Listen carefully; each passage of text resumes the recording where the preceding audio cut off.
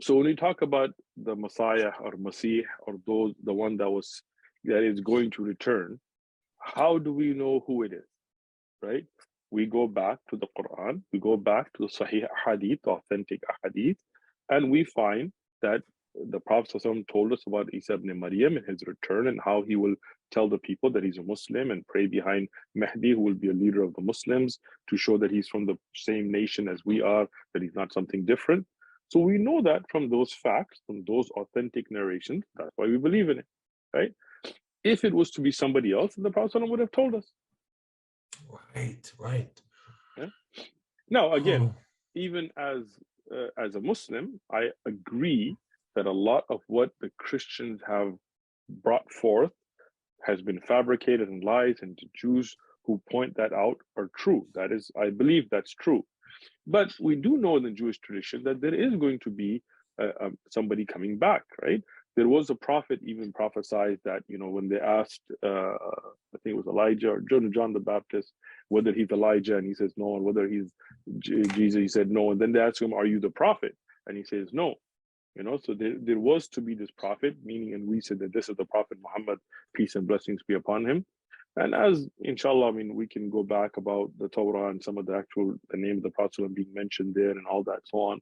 Like Isaiah 42 and exactly, or Songs of Solomon, also Muhammadin is actually clearly mentioned, and as Rashi and others have pointed out that this was a prophecy, it's not just a love song and so on.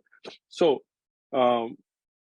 when we know the Prophet ﷺ is that prophet, then whatever the Prophet ﷺ told us about the return of Isa ibn Maryam or Mahdi or the signs of the judgment, we believe in it.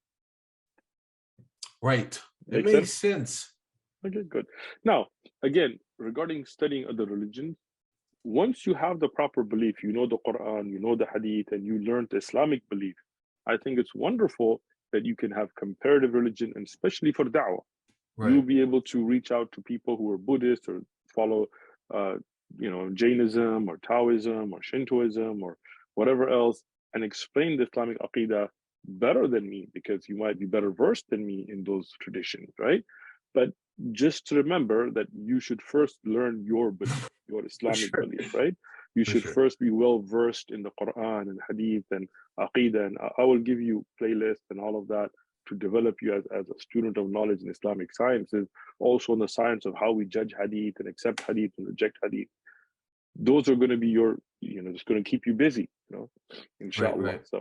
So if I take my Shahada, is there any like way in which, I don't know, sometimes I see like Daniel Hakikachu or I see people who are like, I don't know, Sajid lived, all these people are just like, and I'm like, what on earth are all these people just fighting about? It's very odd to me just watching it. But it's weird how then they're all you're a masajid and your blood is now liable to be killed, or I'm not even sure. Let me help you with that, right? And again, Sajid is a very good friend of mine. Alhamdulillah, he's a good brother. I've dealt with him a lot. Daniel, I've also, I have good relations with him. I don't have an issue. Muhammad Hijab, Ali Dawah, and all these people, these are du'at. They have their own sometimes personal issues. Sometimes one is right, sometimes the other is right. I'm not going to get into all of that. But for you, don't worry about any of that stuff, right? I just mean, if I'm like, is there any way, like, if I become a Muslim, is there any way, I don't know, just the idea that, I was hearing people say, like, if I don't have the wrong or right belief, then all of a sudden I'm eligible to be killed? No, look. It was a little...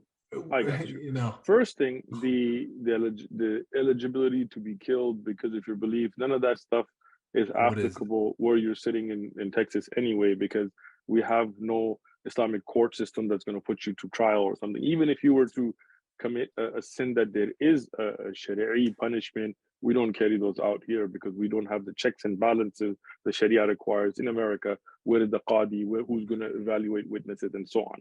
Sure. Secondly, you as a person, alhamdulillah, when you accept Islam, I inshallah will be a reference for you, a guide for you to learn your belief.